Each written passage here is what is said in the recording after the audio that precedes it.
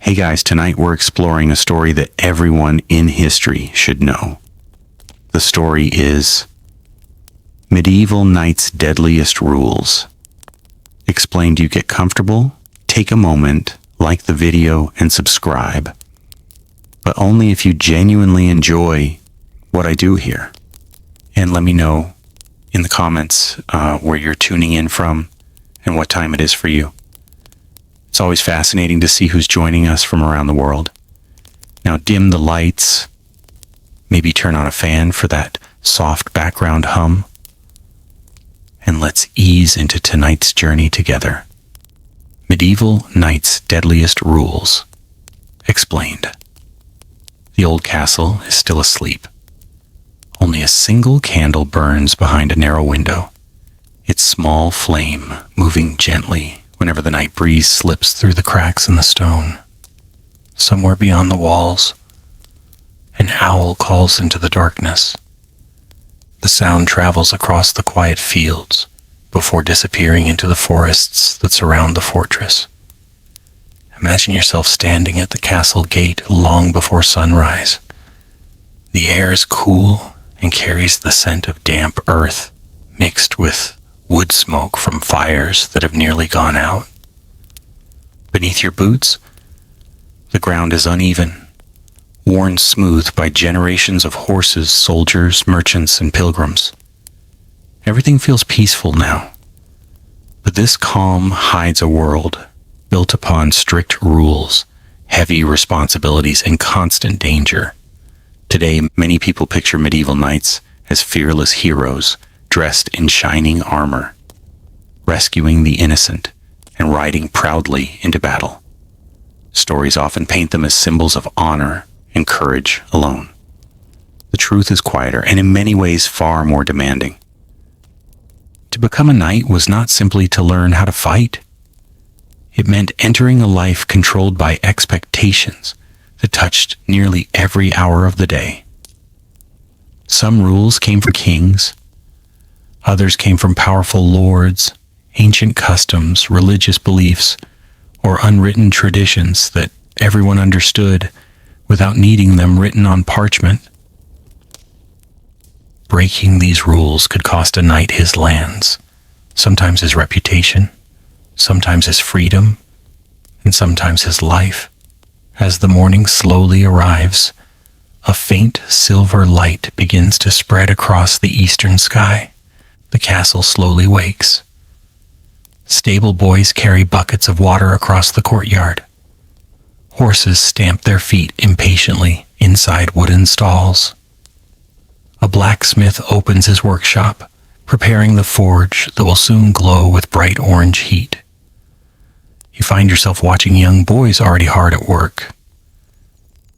None of them wear armor. None of them carry swords. Yet some of them dream that one day they will become knights. Their journey begins much earlier than many people imagine. A noble family's son often left home around the age of 7, while many children today would still spend their mornings learning to read or playing with friends. These boys entered another household, usually serving a lord whose family held greater influence. The separation was rarely easy. Parents understood that this path offered opportunity, but it also meant years away from home. The young boy became a page. His education stretched far beyond fighting. He learned proper manners at the dining table. He carried messages through castle corridors. He served food during feasts. He observed conversations between experienced nobles. Every movement was watched. Respect had to become natural. Even something as simple as speaking out of turn could bring punishment. These lessons might seem small, but medieval society believed discipline began with everyday behavior. A careless child could never become a trusted knight. Imagine quietly walking beside one of these pages. His clothing is simple compared with the rich garments worn by his lord. His hands are rough from work despite his young age. Every day teaches patience. He watches older warriors train in the courtyard. Their wooden practice swords strike each other with dull, heavy sounds. Their shields are scarred from countless drills. Every movement has purpose. The page hopes that one day he will stand among them. Years pass slowly. Around the age of 14, many pages became squires. Now life grew much harder. The squire cared for a knight's equipment. Armor required constant attention. Iron rusted easily. Leather straps stretched and cracked. Mail links sometimes broke after long journeys. Every piece demanded careful maintenance. If a knight entered battle with damaged equipment because his squire had neglected his duties, the consequences could be terrible. One forgotten buckle might loosen during combat. One cracked saddle could throw a rider from his horse. One poorly sharpened sword might fail when it mattered most. Responsibility rested heavily upon young shoulders. Picture yourself beside a squire before dawn. The castle courtyard remains quiet except for gentle scraping sounds as he polishes steel with oil and cloth. Nearby, horses breathe warm clouds into the cold morning air. The smell of leather mixes with fresh hay. No one rushes. Every task follows an order learned through repetition. This careful preparation reflected one of the first unwritten rules of knighthood. Carelessness endangered everyone. A knight who ignored preparation risked not only his own life but also the lives of companions who depended upon him. Trust formed the foundation of medieval warfare. Without trust, even the strongest army became fragile. As years continued, another lesson slowly became clear. Courage did not mean ignoring fear. Every experienced knight understood fear. The battlefield was unpredictable. Arrows darkened the sky. Mud trapped heavy horses. Commands became difficult to hear among shouting men. No amount of training removed uncertainty. Instead, courage meant continuing despite fear. This idea appeared again and again in medieval writings, describing respected warriors. Bravery without discipline often ended quickly. Calm judgment saved more lives than reckless confidence. The rule sounds simple today. Yet living by it demanded extraordinary self-control. Even experienced knights sometimes struggled. Winter campaigns brought freezing rain.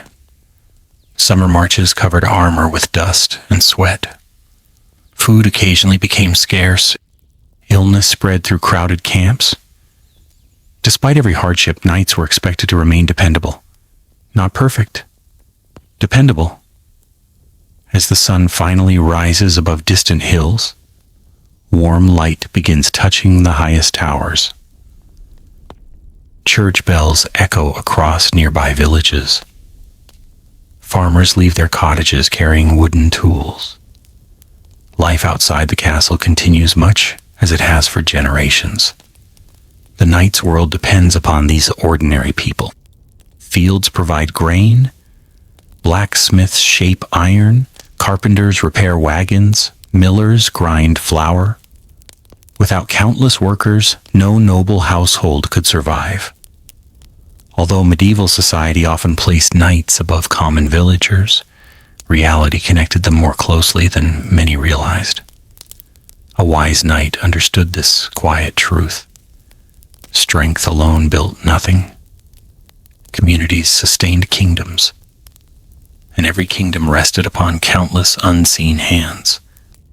The day has only just begun, and already another important rule quietly waits to be discovered. For a medieval knight, honor was never simply a word. It became something that had to be protected every single day. Honor could not be locked inside a chest. It could not be hidden behind stone walls. It could not be bought like a horse in the marketplace or repaired by a blacksmith after it had been damaged. Once lost, honor was often far more difficult to regain than any piece of armor. As the morning settles comfortably over the countryside, sunlight begins to warm the castle courtyard. Servants carry baskets filled with fresh bread from the kitchens. Smoke rises steadily from chimneys, carrying the familiar scent of oak firewood. Somewhere nearby, chickens scratch the ground while geese wander noisily between small puddles left by the night's gentle rain. Life appears peaceful. Yet beneath this ordinary rhythm lies an invisible network of expectations that shapes every decision a knight must make. Imagine walking beside an experienced knight as he crosses the courtyard. His mail armor is not polished to a mirror shine. Instead, it bears the small marks of years spent traveling muddy roads, defending distant villages, and standing watch during cold winter nights. His sword hangs quietly at his side, not as decoration but as a reminder of duties that never truly end. He greets the stable master with respect. He nods politely to the priest. He pauses briefly to speak with an elderly carpenter repairing a broken wagon wheel. None of these moments seem remarkable, yet they reveal something important. Respect was expected to flow in many directions. Although medieval society ranked people according to birth and position, a knight who constantly insulted those around him risked becoming known as arrogant rather than honorable. Reputation traveled surprisingly fast in a world connected by merchants, pilgrims, monks, and traveling messengers. Long before written newspapers existed, stories spread from village to village through conversation. One careless action might be remembered for years. Picture yourself entering the castle's great hall. Long wooden tables stretch beneath heavy beams, blackened by decades of smoke. Sunlight filters through narrow windows, leaving soft patterns across the floor. The smell of fresh bread mixes with roasted onions and herbs gathered from the castle gardens. The household gathers for the morning meal. Conversation remains respectful. Everyone knows their place. A young squire waits until those above him have been served before taking his own food. He does not interrupt older voices. He listens carefully. These habits were not simply about manners. Medieval people believed that discipline shown during peaceful moments reflected how a person might behave during difficult ones. Someone unable to control impatience at the table might also struggle to control fear on the battlefield. Small habits became signs of larger character. For this reason, self-control formed one of the quietest yet strongest rules in a knight's life. The temptation to act from anger appeared often. Disagreements over land, family honor, hunting rights, or old promises could quickly grow into dangerous disputes. A careless insult spoken before witnesses sometimes carried consequences lasting generations. Imagine two knights meeting on a narrow road, their horses slow to a gentle walk. Perhaps one believes the other has spoken poorly of his family. Perhaps an old disagreement remains unresolved. Their hands rest near their sword hilts. The silence grows heavy, yet drawing a weapon too quickly could itself become dishonorable if the circumstances did not justify violence. Medieval law varied greatly from kingdom to kingdom, but many rulers tried to limit unnecessary private warfare among their nobles.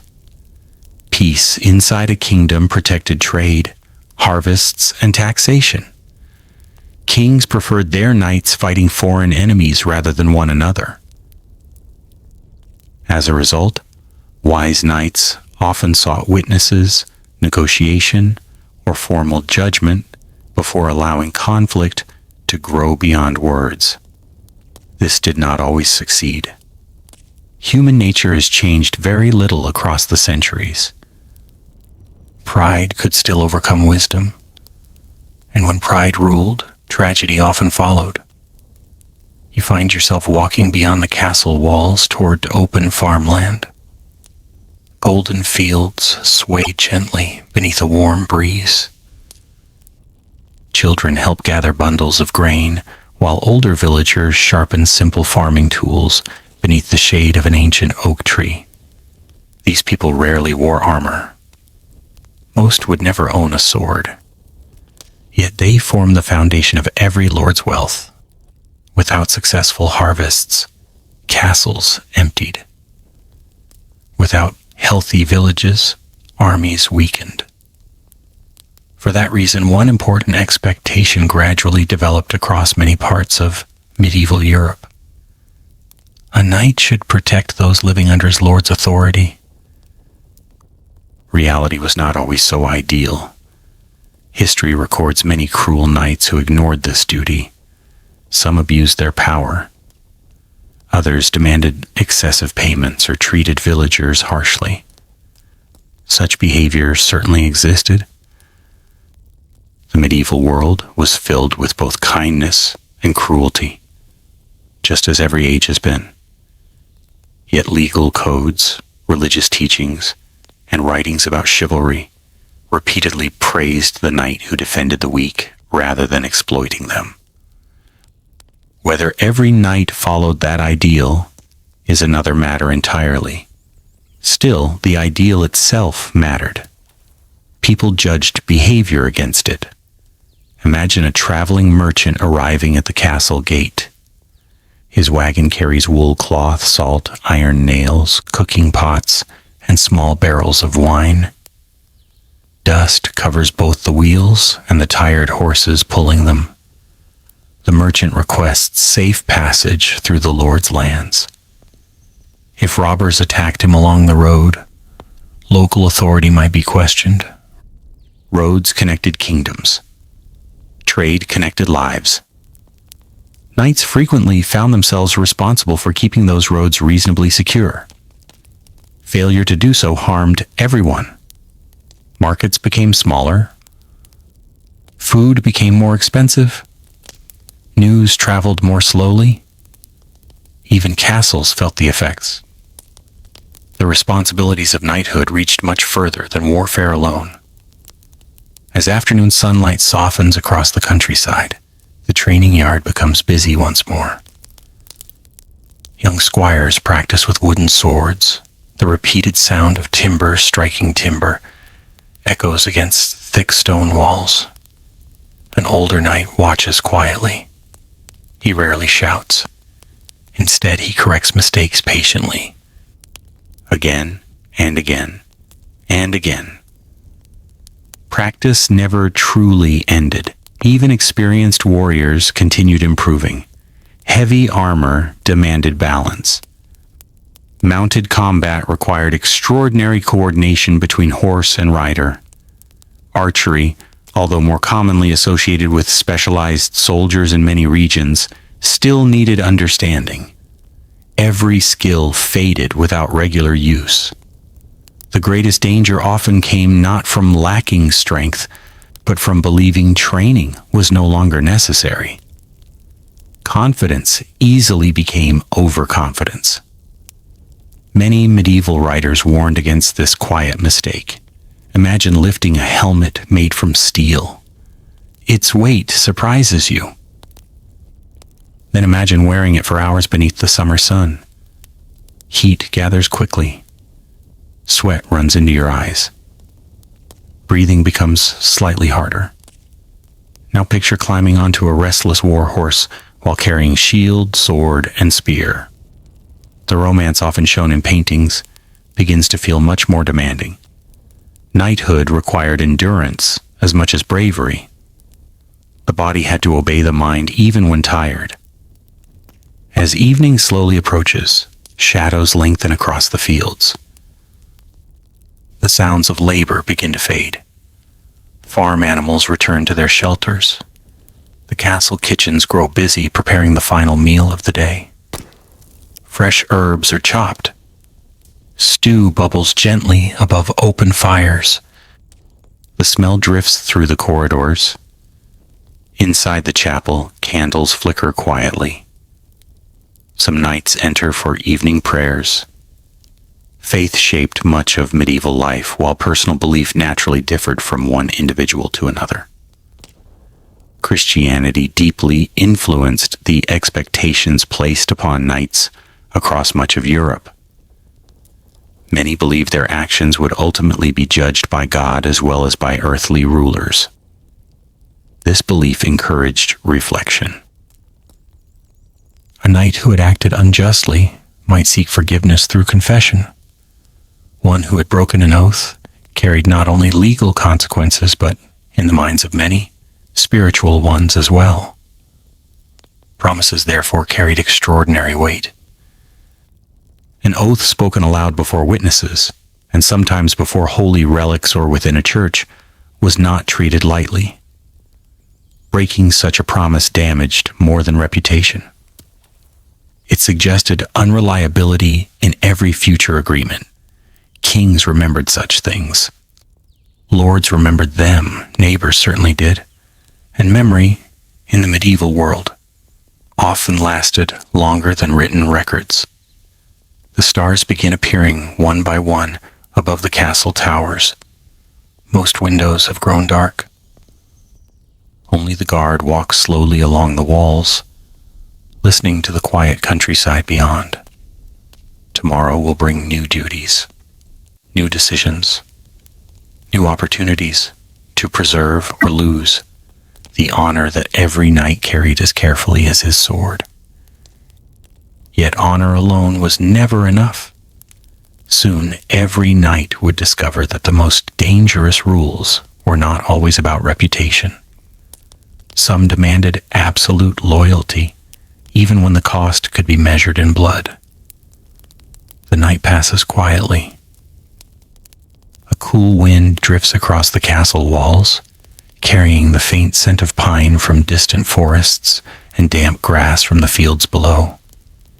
Somewhere in the darkness, a horse shifts gently inside the stable, its harness giving a soft jingle before all becomes still again.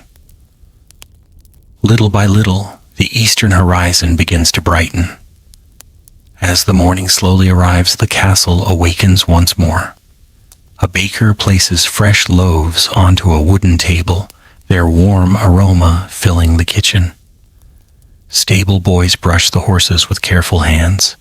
The blacksmith has already begun his work, and the steady ringing of hammer against iron echoes softly through the courtyard. Another ordinary day begins. Yet for a knight, ordinary days often carried the greatest tests. Imagine standing beside an experienced knight as he fastens the final strap of his mail armor. Today there is no battle waiting beyond the gates. No enemy banners appear on the horizon. Even so, he prepares with the same care he would show before a campaign. That quiet discipline reveals another rule of medieval knighthood. Duty did not wait for danger. A knight's responsibilities continued whether swords were drawn or safely resting in their scabbards. Many people today imagine that medieval knights spent most of their lives fighting. In truth, battles were only a small part of many knights' lives. Far more time was spent managing estates, settling disputes, inspecting villages, attending religious services, escorting important travelers, training younger warriors, and preparing for dangers that might never arrive. Readiness itself became part of their profession. You find yourself walking beyond the castle walls toward a nearby village. Smoke rises gently from thatched cottages. Women hang freshly washed cloth beside small gardens where onions, beans, and herbs grow in neat rows. Children chase one another between chickens scratching the earth. An elderly shepherd guides his flock toward open pasture, his faithful dog circling quietly around the sheep. Everything feels peaceful, yet peace required constant attention. Bandits sometimes hid within nearby forests. Disputes between neighboring lords could suddenly interrupt village life. Travelers occasionally carried troubling news from distant towns. A knight could be called upon with little warning. This uncertainty shaped every season. Imagine hearing church bells ring unexpectedly during the middle of the day. The sound carries farther than voices ever could. People pause in their work. Some look towards the castle. Others quietly wonder whether the bells announce celebration, mourning, or danger. Communication traveled slowly in the medieval world. Messages often arrived on horseback after days of difficult travel. Until news became clear, patience was essential. Knights learned not to act upon rumors alone. False reports could cause unnecessary fear or even violence. Wise commanders sought reliable information before making important decisions. That patience was itself another quiet form of courage. The temptation to react quickly has always been part of human nature. The medieval world was no different. Picture yourself inside the Lord's Great Hall. Several messengers have arrived from neighboring lands. Their boots are dusty. Their horses stand exhausted outside. Each carries fragments of information. One speaks of poor harvests in the north. Another reports unusual troop movements near a distant border. A third describes heavy flooding that has damaged bridges. None of them possesses the complete picture. The Lord listens carefully before reaching any conclusion. Beside him stands a trusted knight. His task is not simply to fight. He observes, he listens, he remembers. A careless judgment based upon incomplete information could place hundreds of lives at risk. Experience often meant recognizing how much remained unknown. As the day continues, sunlight filters gently through the leaves of an ancient woodland. Imagine following a narrow forest path. Birdsong fills the air. The scent of moss and damp bark rises from the ground after last night's rain. Sunlight appears only in scattered patches between towering oak trees. These forests provided valuable timber, firewood, game animals, and shelter for travelers. They could also conceal danger. Outlaws sometimes sought refuge far from busy roads. Not every outlaw was a hardened criminal. Some had fled harsh justice. Others became desperate during years of famine or political unrest. Still, attacks upon merchants or pilgrims threatened the peace of the realm. Knights occasionally joined patrols to discourage robbery along important routes. Success depended not only upon strength, but also upon restraint. Capturing a suspect alive often served justice better than killing unnecessarily. Medieval law varied greatly across Europe, but rulers generally preferred order over endless revenge. Imagine a young squire riding beside his knight for the first time on such a patrol. He notices everything: the rhythm of the horse's hooves, the creaking leather saddles, the distant call of ravens above the trees. His teacher says very little. Instead, lessons come through observation.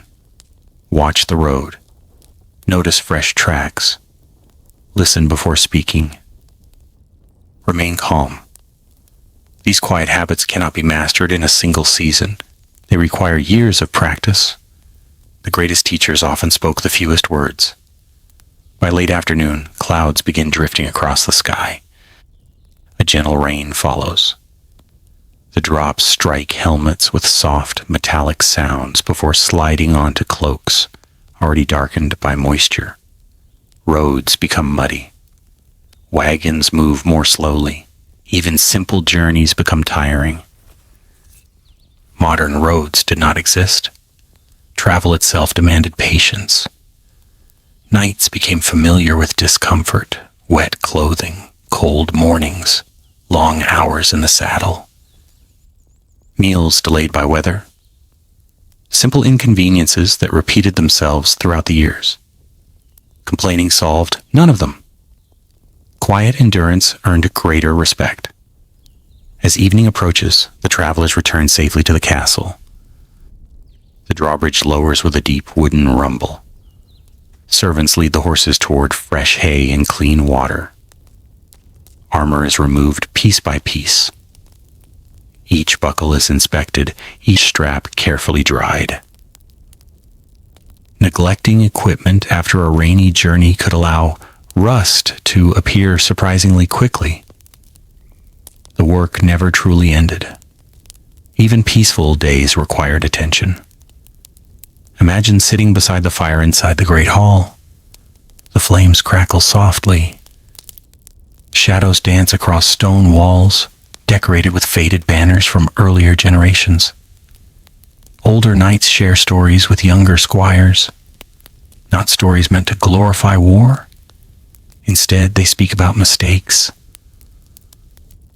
about companions who acted too quickly, about battles lost through pride rather than weakness, about promises that should never have been broken. These lessons pass from one generation to the next, not through books alone, but through conversation, through memory, through quiet evenings, exactly like this one.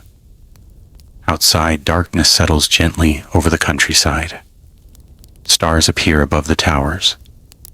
The village grows silent. Only the watchmen remain awake, walking slowly along the battlements, with lanterns glowing softly in the night. Somewhere beyond the castle walls, unseen travelers continue their journeys beneath the same sky. Tomorrow will bring new responsibilities. And soon, every knight will face one of the most difficult rules of all. Loyalty was expected without hesitation. But what happened when loyalty to a lord conflicted with justice, family, or conscience? For many medieval knights, that question carried consequences that reached far beyond the battlefield. The castle sleeps beneath a sky filled with quiet stars. A gentle breeze moves across the highest towers, carrying the cool scent of distant fields and the faint fragrance of wildflowers growing along the edges of winding country paths. Far below, a small stream continues its steady journey through the valley, just as it did yesterday, and just as it will tomorrow. The world seems peaceful. Yet even in such peaceful moments, the heart of a knight could be carrying a burden invisible to everyone else. Imagine standing beside one of the guards upon the castle wall. His spear rests comfortably in his hands. His eyes move slowly across the dark landscape. Nothing unusual appears. No fires burn in the distance. No riders approach the gate. Even so, he remains alert. Patience was one of the quiet virtues expected of every trusted warrior. Hours might pass without a single event. Still, abandoning one's post was never acceptable. The danger that never came was often impossible to distinguish from the danger that simply had not arrived yet. As the morning slowly arrives, pale light begins to soften the eastern sky. Mist settles gently over nearby meadows. The first birds begin their morning songs, while sheep graze quietly upon dew-covered grass. Inside the castle, another day begins, much like the last. Bread is baked, water is drawn from the well, firewood is carried into the kitchens. The routines seem ordinary, yet routine itself helped create order. Medieval life was filled with uncertainty. Harvests depended upon weather. Roads became difficult after heavy rain. Illness sometimes appeared without warning. Against so many uncertainties, familiar routines offered comfort. Knights relied upon those routines as much as anyone else. You find yourself walking through the castle courtyard beside a messenger who has just completed a long journey. His horse breathes heavily after many miles upon rough roads. Dust covers both rider and saddle. The sealed letter hanging from his belt may contain news capable of changing many lives. Perhaps a neighboring lord requests military assistance.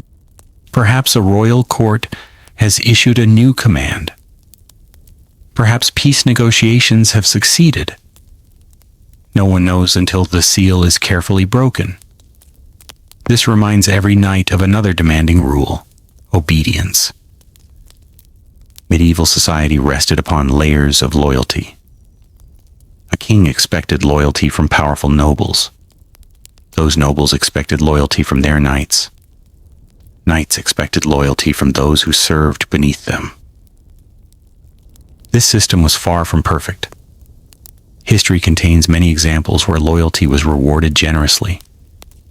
It also contains many examples where loyalty was abused. Some rulers governed wisely. Others ruled through fear or poor judgment. Yet the expectation itself remained strong. A knight who openly ignored lawful commands risked losing everything: his lands, his position, his reputation, sometimes even his freedom. Imagine a knight quietly reading a letter delivered from his lord. The order is clear. He must leave within 3 days to join a military campaign many miles away. His wife watches silently. His children are too young to understand why he must leave once again. Outside the window, autumn leaves drift gently from ancient oak trees. The harvest is almost complete. The family would rather remain together. Duty, however, asks something different. Many medieval knights experienced moments like these. Their lives belonged not entirely to themselves, but also to the obligations they had accepted. That obligation could be deeply personal. Service was rarely convenient. Picture yourself riding beside a small company of knights, traveling across rolling countryside. The pace is steady. Hooves strike the earth with a comforting rhythm. Morning fog slowly disappears as sunlight warms the fields. Nobody speaks very much. Experienced travelers understand that long journeys often unfold in thoughtful silence. Each rider carries private thoughts. Some wonder what awaits them. Others remember campaigns from years gone by. Still, others simply notice the beauty of the countryside passing quietly around them. A flock of cranes crosses the bright sky overhead. A fisherman repairs his nets beside a peaceful river. Children wave as the riders pass through a small village. These peaceful scenes remind us that most medieval people spent their lives far from battle. War interrupted ordinary life. It was not ordinary life itself. Even so, every knight had to remain prepared for conflict. Preparation extended beyond sharpening swords. A horse required careful attention. The medieval war horse represented one of the knight's greatest responsibilities. These animals were expensive, valuable, and highly trained. A frightened or poorly cared for horse could place its rider in serious danger. Imagine entering the stable shortly after sunrise. Warm sunlight slips through narrow wooden openings. The smell of clean straw fills the air. A groom gently brushes a large horse while speaking softly to calm it. Nearby, another animal enjoys fresh oats after yesterday's journey. Knights learned that courage could never replace proper care. A healthy horse, well fed and carefully trained, often meant the difference between safety and disaster. Many riders formed close bonds with their horses over many years. They recognized familiar sounds, small changes in behavior, the slightest signs of injury. The relationship depended upon trust, built patiently over time. As the afternoon unfolds, the traveling company pauses beside a quiet monastery. Stone walls rise from gentle hills, surrounded by orchards and gardens. the peaceful ringing of a bell welcomes both travelers and local villagers. Monasteries offered more than places of worship. Many provided hospitality to weary travelers. Some preserved valuable manuscripts. Others cared for the sick or offered simple meals to those in need. Knights often respected these communities, not because monks carried weapons, but because they preserved knowledge during uncertain centuries. Inside the cool stone chapel, candles burn with steady light. The air carries the faint scent of beeswax and old wood. Imagine sitting quietly for a few moments. Outside, horses rest beneath tall trees. Inside, silence encourages reflection. Many knights believed that true strength required humility. Victories could disappear, castles could fall, wealth could vanish. Only character remained throughout every changing season. Not every knight lived according to that belief. Some became greedy. Others sought glory above wisdom. History honestly records both kinds of men. Yet medieval writers repeatedly praised those who balanced courage with modesty. The ideal knight did not boast endlessly about his achievements. He allowed his actions to speak quietly on his behalf. As evening slowly approaches, the travelers continue along a winding road bordered by golden fields ready for harvest. The smell of ripe grain drifts gently upon the breeze. Workers gather the final bundles before autumn weather changes once again. Watching them reminds every rider of another simple truth. No castle could survive without farmers. No army could march without food.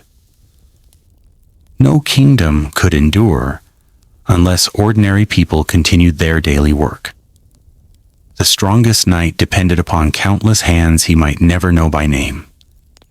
Understanding this encouraged gratitude, or at least it should have. The best lords recognized the value of those who worked the land. The poorest rulers often forgot. Their mistakes rarely remained hidden for long. Darkness begins settling gently across the countryside. The travelers reach another castle before nightfall. The heavy gates close behind them.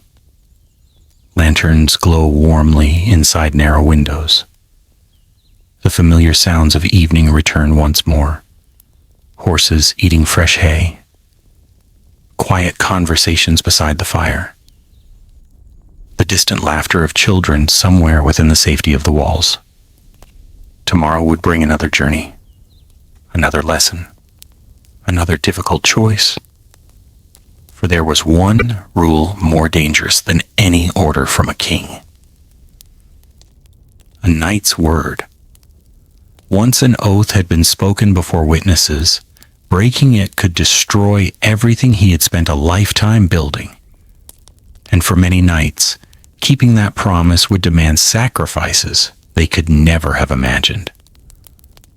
The castle rests quietly beneath a sky scattered with countless stars. Only a few windows still glow with candlelight.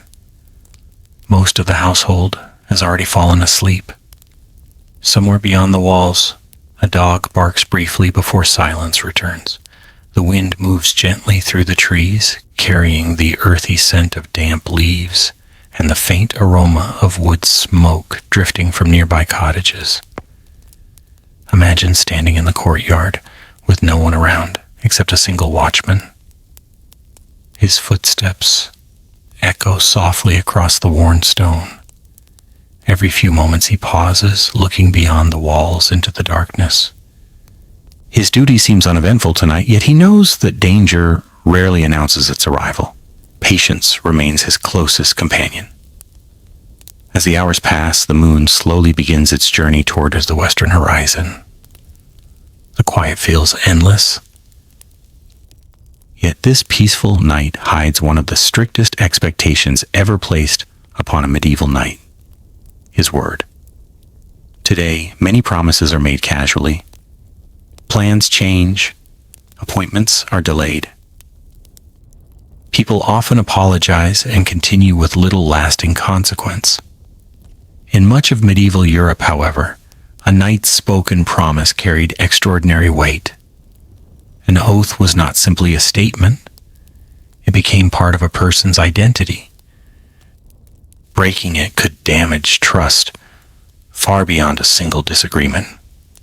As the morning slowly arrives, the first hints of daylight color the eastern sky with pale shades of blue and gold. The castle slowly awakens once more. Kitchen fires are lit. Buckets rise from the deep well. The smell of fresh bread begins drifting through narrow corridors. You find yourself following an elderly knight into the small castle chapel. He removes his gloves before entering. His movements are slow and respectful. The stone floor beneath his feet has been worn smooth by generations of worshippers. Candles flicker quietly beside the altar. He kneels without speaking. Many medieval knights began important days in prayer. Whether preparing for travel, judgment, negotiation, or battle, faith often shaped their understanding of responsibility. For them, an oath was witnessed not only by people but also by God. That belief made promises especially serious. Imagine a great hall filled with nobles gathered for an important ceremony. Colorful banners hang from heavy wooden beams. Long tables have been moved aside, leaving open space near the Lord's chair. Servants quietly stand along the walls while invited witnesses observe every movement. A young knight steps forward. He kneels before his lord. His hands rest between those of the man he has chosen to serve. Then he speaks carefully. The words are simple. They promise loyalty, service, faithfulness, protection. Those few spoken sentences may shape the rest of his life. Ceremonies like this varied across different kingdoms and centuries. Customs change from place to place. Yet throughout much of medieval Europe, personal loyalty remained one of the strongest foundations of noble society. Trust allowed kingdoms to function. Without trust, every agreement became uncertain. Every alliance became fragile. Every promise became meaningless.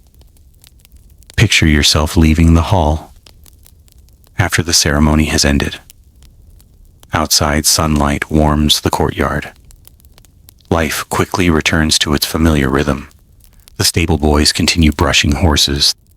The cooks prepare the midday meal. Children laugh as they chase each other between buildings. Nothing outwardly appears different. Yet the young knight now carries new responsibilities that cannot simply be set aside. An oath follows him everywhere. History records many examples of knights who remained loyal through remarkable hardship. Some defended castles facing overwhelming odds. Others protected their rulers during dangerous journeys. Some continued serving despite illness, poverty, or political uncertainty. Their loyalty earned lasting respect. History also records those who abandoned their promises when circumstances became difficult. Sometimes they gained temporary rewards, but their reputations rarely recovered completely. Medieval society remembered betrayal for a very long time. Imagine traveling along a quiet forest road beside two experienced knights. One tells a story from many years earlier. His voice remains calm. He remembers a companion who accepted money from an enemy lord in exchange for secret information. At first, the reward seemed generous. The traitor believed no one would discover the truth. But secrets seldom remain hidden forever. Eventually, witnesses came forward. Questions were asked. Evidence slowly appeared. When the deception became known, the punishment was severe. Not only did the guilty knight lose the confidence of his lord, but neighboring nobles also refused to trust him. His name became linked with dishonor. The greatest loss was not wealth, it was credibility. Without trust, a knight possessed very little. As the travelers continue their journey, the road leaves the forest and enters open countryside. Golden wheat bends gently beneath the breeze. Wild flowers grow beside narrow paths.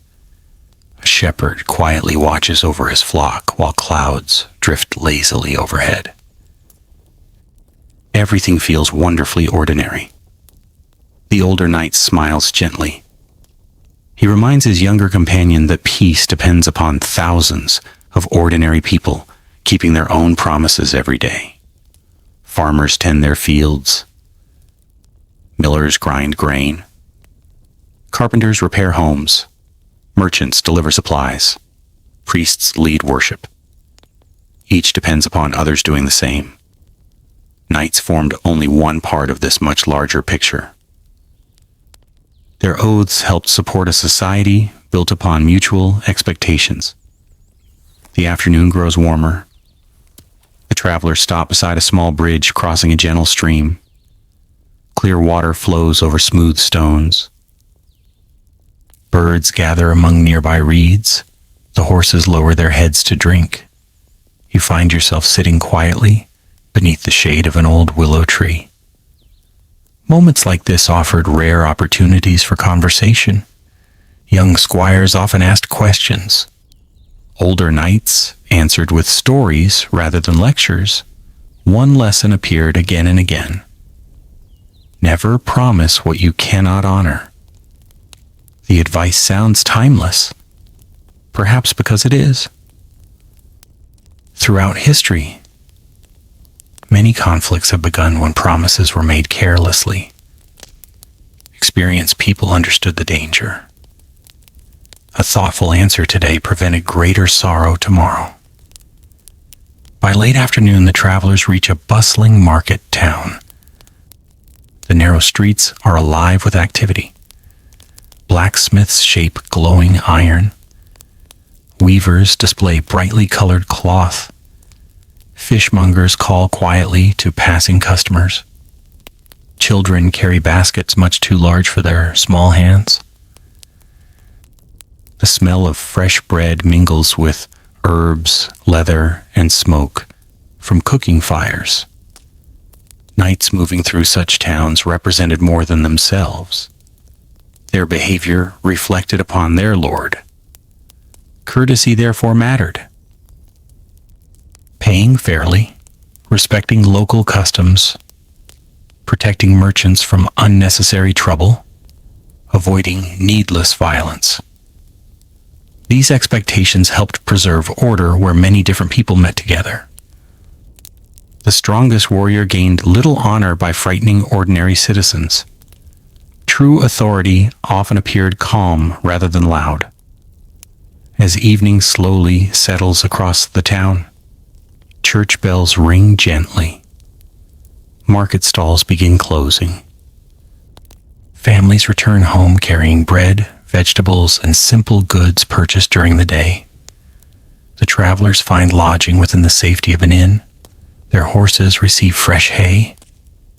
Boots are cleaned.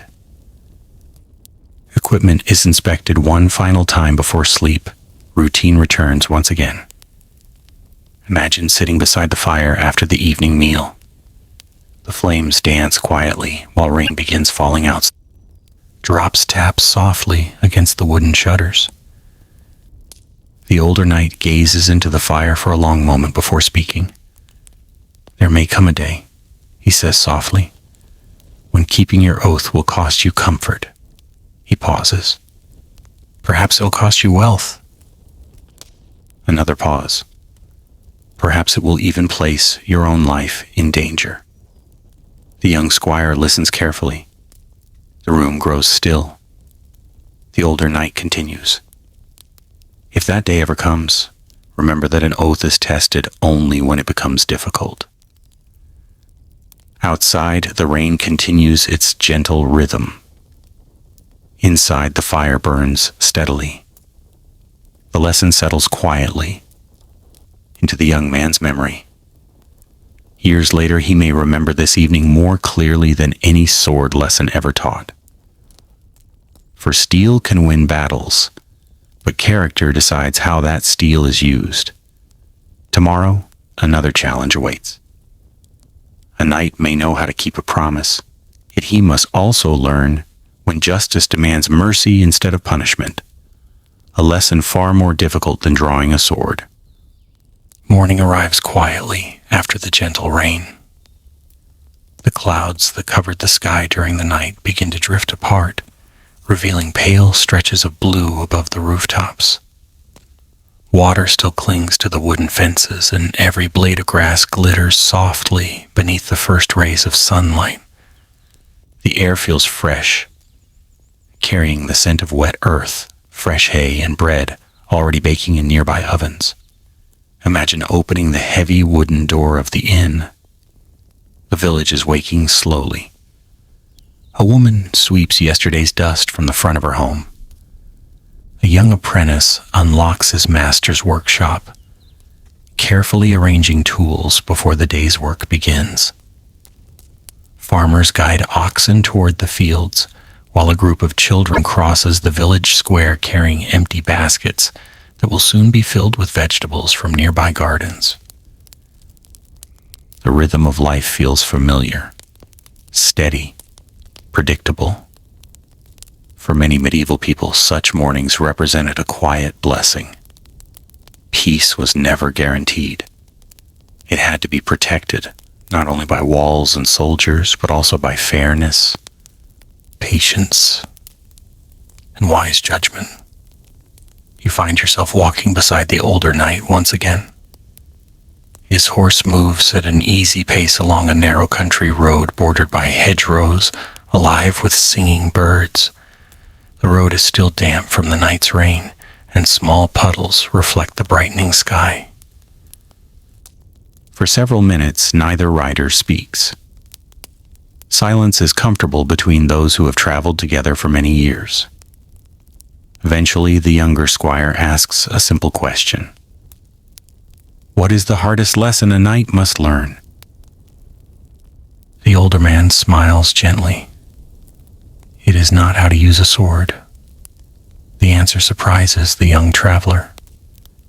It is learning when not to use one. The words remain in the cool morning air long after they have been spoken. Many people imagine medieval knights solving every disagreement through combat. Reality was often far more complicated. A knight who reached for violence too quickly could create problems that lasted far longer than the quarrel itself. Land disputes could grow into family feuds. Personal arguments might draw neighboring lords into conflict. One unnecessary death could inspire years of revenge. Wise rulers understood this. So did experienced knights. Justice required careful thought. Imagine arriving at a small village where two farmers stand arguing beside a broken fence. The damage itself seems minor. A few wooden posts have fallen, and several sheep have wandered into a neighboring field. Yet both men believe they have been wronged. Their voices grow louder. Neighbors gather nearby. Children watch quietly from a safe distance. The knight does not immediately declare one man guilty. Instead, he listens. He walks slowly along the damaged fencing. He notices fresh hoof prints. He asks questions without raising his voice. An elderly villager offers useful information. A shepherd remember seeing the sheep during the previous evening. Little by little, the truth becomes clearer. The fence collapsed after heavy rain softened the ground. Neither farmer intended to harm the other. The problem is solved through cooperation rather than punishment. It may seem like a small event, yet medieval records contain many examples of local disputes requiring calm judgment.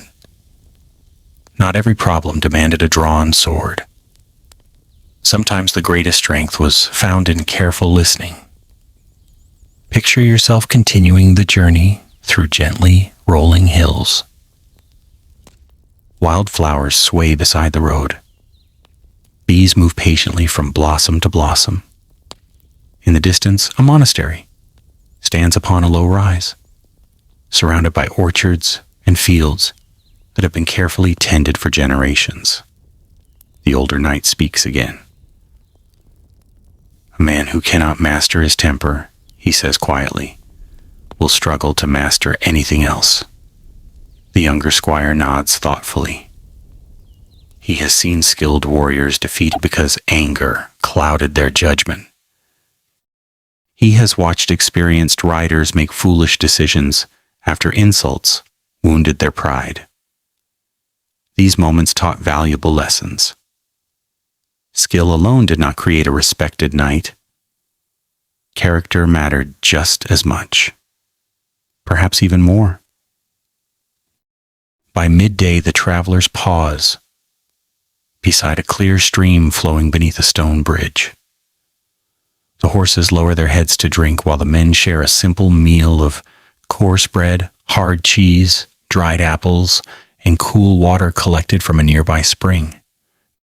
No grand feast awaits them. Most journeys were supported by modest meals like this. The younger squire notices that the older knight quietly sets aside a portion of bread. A weary pilgrim approaches along the road, walking with the aid of a simple wooden staff. His clothing is dusty from many days of travel. Without hesitation, the knight offers the traveler the extra bread. No reward is expected. No audience applauds the gesture. It is simply the right thing to do. Medieval ideals of chivalry often encouraged generosity, especially toward travelers, pilgrims, widows, orphans, and those unable to protect themselves. Reality did not always match the ideal. History remembers cruel and selfish knights as well.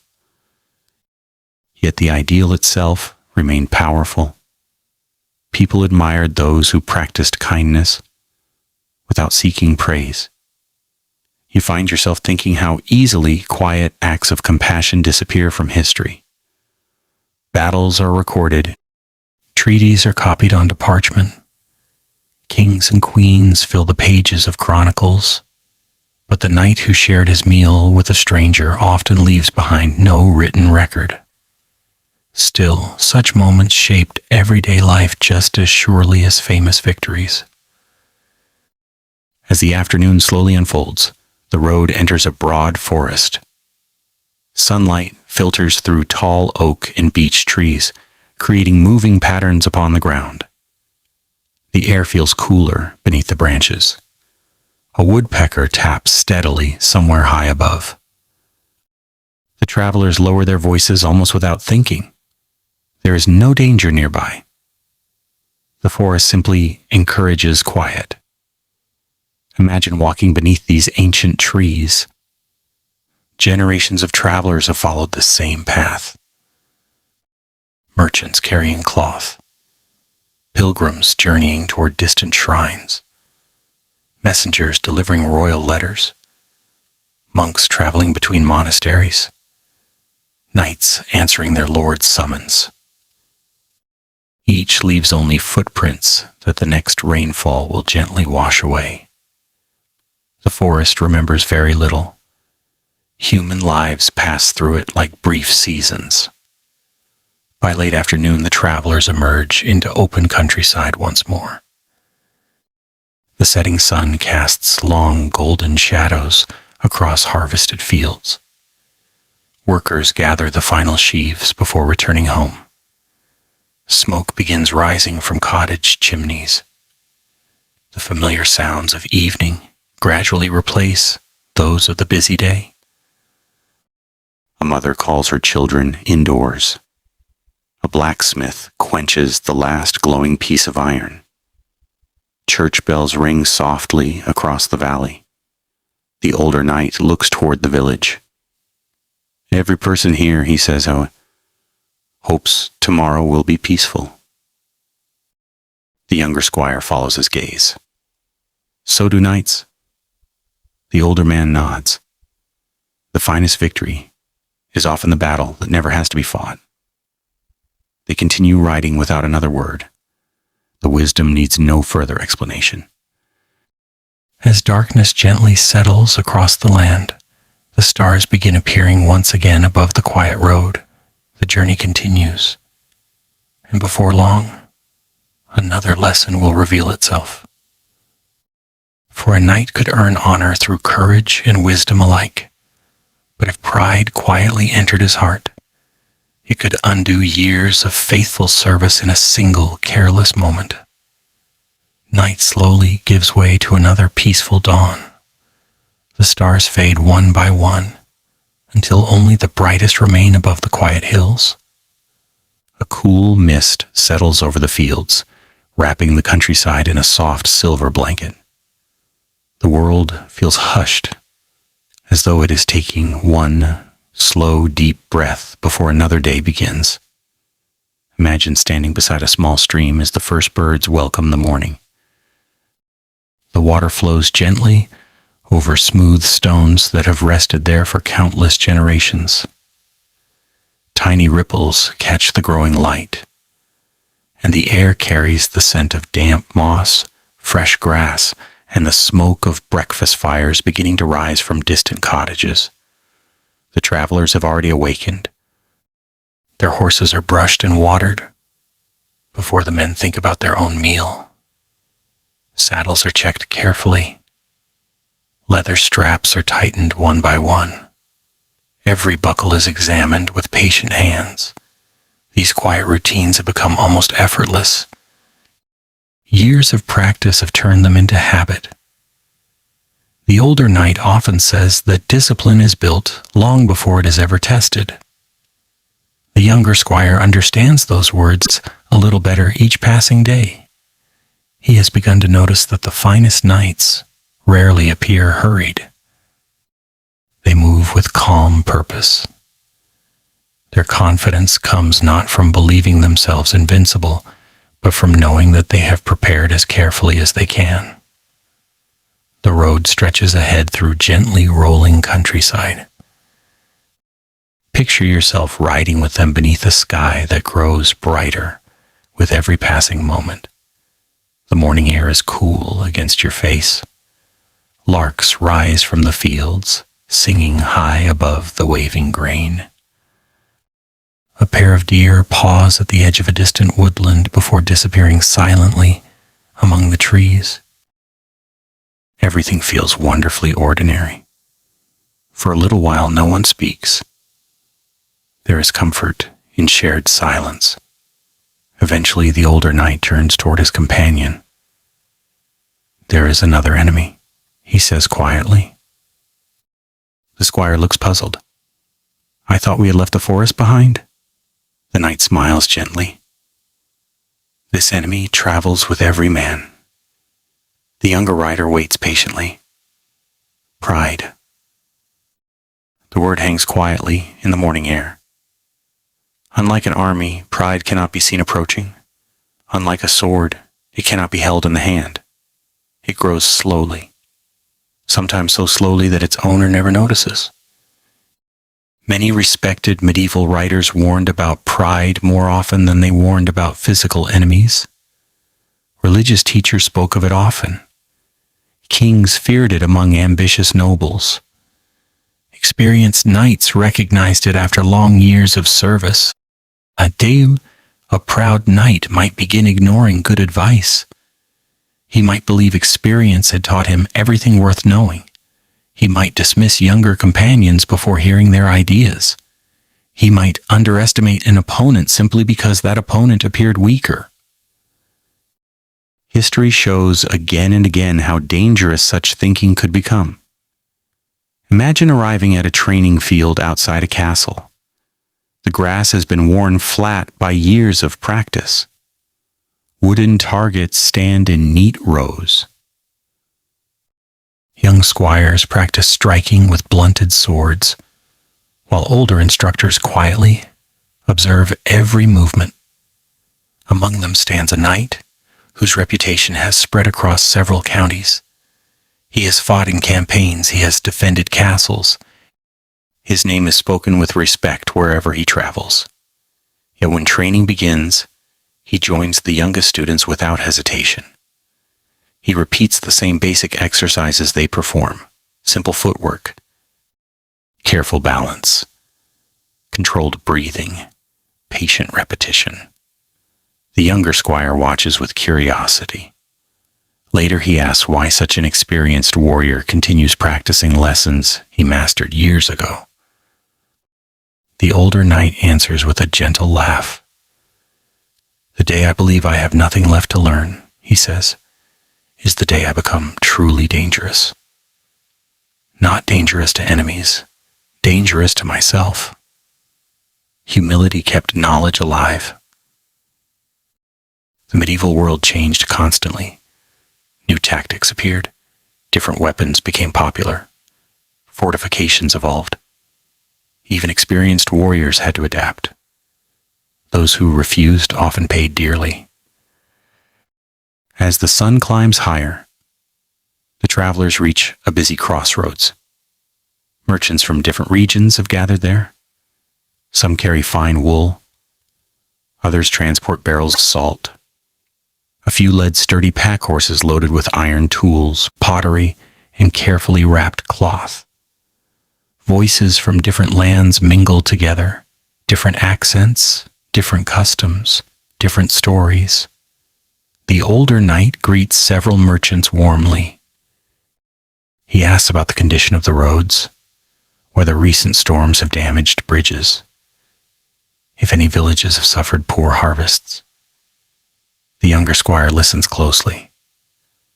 He expected famous warriors to speak only of battles. Instead, they discuss crops, roads, weather, trade. He begins to understand something important. A wise knight learned about far more than warfare. Knowing the condition of the countryside often proved just as valuable as knowing how to handle a sword. Good information prevented unnecessary hardship. By midday, the travelers stop beneath a broad oak tree whose branches offer welcome shade. Their meal is simple once again. Fresh bread purchased that morning, a little cheese, a handful of dried fruit, cool water drawn from a nearby spring. Nothing extravagant. The younger squire notices that the older knight always thanks those who prepare food, whether they are castle servants, innkeepers, monks, or village families. Gratitude costs nothing, yet it strengthens friendships in quiet ways. Respect shown consistently often returns unexpectedly years later. Imagine how many lives crossed paths during a single lifetime. Stable boys grew into skilled horse breeders. Young apprentices became master blacksmiths. Children playing beside village wells eventually managed farms of their own. The people a knight met today might one day become trusted allies during difficult times. Courtesy planted seeds whose harvest might not appear for many years. The afternoon breeze carries the sweet scent of flowering meadows. Butterflies drift lazily among wild flowers beside the road. Some distance away, workers repair a small wooden bridge, damaged by winter floods. Without being asked, the travelers dismount and offer assistance. For a short while, swords remain untouched while strong hands lift heavy timbers into place. The work is slow, steady, honest. When the repairs are finished, the villagers express their thanks. The older knight simply smiles. The bridge belongs to everyone who travels this road. No reward is requested. Helping maintain the kingdom's roads benefited all who used them. Acts of service were not always grand. Many were wonderfully ordinary. As evening approaches, the sky turns warm shades of amber and soft crimson. The travelers finally reach another castle, standing upon a gentle hill. Its stone walls glow in the fading sunlight. Smoke rises peacefully from the kitchens. The familiar sounds of evening welcome every weary traveler. Horses settling into fresh straw. The quiet scrape of wooden bowls upon long tables. Children laughing somewhere beyond the inner courtyard. The younger squire feels increasingly at home within these rhythms. After supper, he walks alone for a few moments along the inside of the castle wall. The stars begin appearing above him. He remembers every lesson from the journey. Discipline, loyalty, patience, mercy, humility. Each lesson feels connected to the others, like carefully fitted stones forming the walls around him. None can stand securely if one is removed. The older knight joins him. For a while they simply look across the moonlit countryside. Finally, the older man speaks. A sword may win a battle. The younger squire waits. But a knight's true strength is measured by the choices he makes when no one is watching. The wind carries the words gently into the quiet night. Some lessons are taught in crowded halls. Others are learned beneath the stars. Tomorrow, another challenge awaits.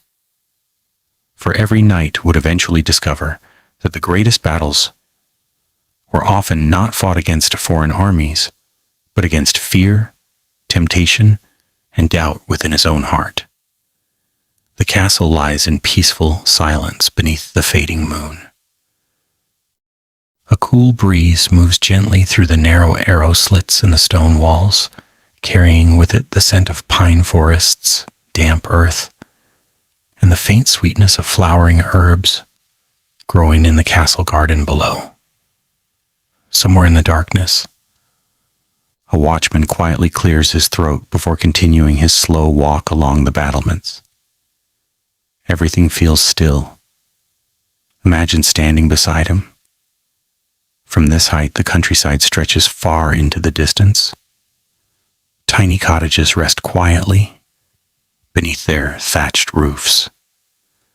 A narrow river reflects the pale moonlight like a silver ribbon winding through the valley.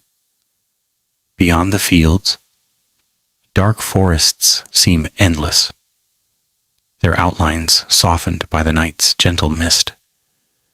The watchman has seen this view hundreds of times, yet he never allows himself to become careless. That is another lesson hidden within a knight's life. Familiarity should never replace attention. Many accidents happened not because people lacked skill, but because routine tempted them to stop noticing small changes. A loose saddle strap, a cracked spear shaft, an unfamiliar rider approaching from the horizon, a horse behaving differently than usual. The experienced knight trained himself to notice such things before they became dangerous. As the morning slowly arrives, soft light begins to spread across the eastern sky.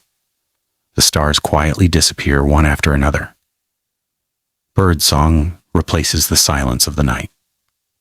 The castle slowly comes alive. Once again, the baker kneads fresh dough upon a long wooden table. The blacksmith opens the heavy doors of his workshop. Soon the familiar rhythm of hammer striking iron echoes across the courtyard. Servants draw water from the well while cooks gather herbs from the small garden growing against the southern wall. Life continues through ordinary routines. You find yourself walking beside the older knight as he greets each person he meets. He knows the stable master by name. He thanks the cook for preparing the morning meal. He asks the blacksmith about his family. The younger squire watches carefully. These conversations are brief, simple, respectful. Later, the squire asks why such small exchanges seem important. The older knight smiles. People remember how you make them feel. The answer is short, yet it carries quiet wisdom. Power alone rarely earned lasting loyalty. Kindness often did. Many medieval lords discovered that those who treated their households fairly inspired greater trust than those who ruled through fear alone. History offers examples of both. Some castles became places where servants remained faithful for decades. Others became known for cruelty and constant unrest. Leadership shaped the spirit of every household. Imagine leaving the castle after breakfast. The road follows gentle hills covered with wildflowers. Butterflies drift lazily above the grass. A shepherd's flute carries softly across the valley as sheep graze peacefully beneath the warming sun. The journey itself feels almost timeless. Traveling during the Middle Ages required patience. Roads were rarely smooth.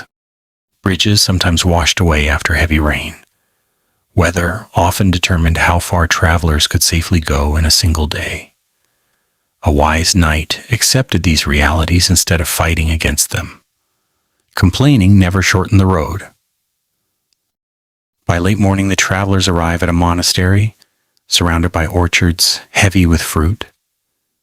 Apple trees bend beneath their branches. Bees move quietly among herbs growing inside carefully tended gardens. The monks welcome visitors with calm hospitality. A simple meal is offered: fresh bread, vegetable soup, cheese made from the monastery's own milk, cool water drawn from a deep stone well. Nothing is extravagant. Everything is sufficient.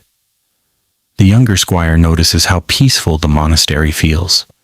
There are no shouted commands, no hurried footsteps, only quiet purpose. One elderly monk copies words carefully onto parchment using a feather quill. Another tends medicinal plants in the garden. A third repairs a worn leather book binding that has served generations of readers.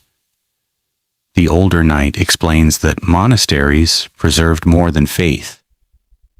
They protected knowledge. Many manuscripts survived because patient hands copied them, one careful page at a time. Without those quiet workers, much learning from earlier centuries might have disappeared forever. The younger squire watches the monk writing.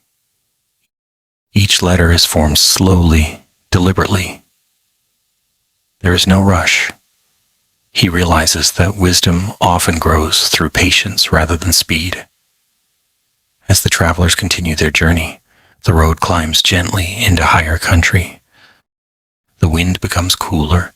From the hilltop they can see miles of farmland stretching beneath the afternoon sky. Tiny villages appear like scattered islands among fields of grain. Thin trails of smoke rise peacefully from distant cottages. The older knight pauses his horse.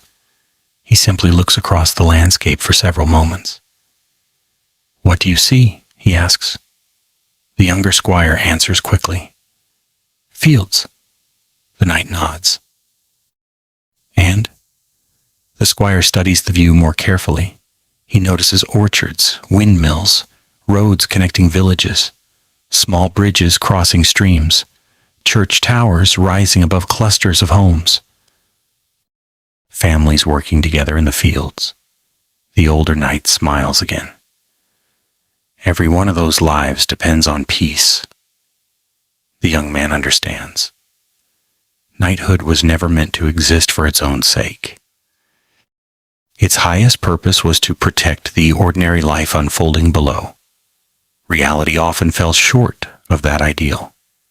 History honestly tells us that some knights became oppressors rather than protectors. Some demanded unfair taxes, others ignored the suffering of those beneath them. Yet the ideal remained powerful precisely because people recognized the difference between honorable conduct and selfish ambition. The afternoon slowly fades toward evening. Clouds drift lazily across the western sky. A gentle breeze carries the scent of freshly cut hay. The travelers stop beside a mill where the great wooden wheel turns steadily beneath flowing water. The miller welcomes them warmly.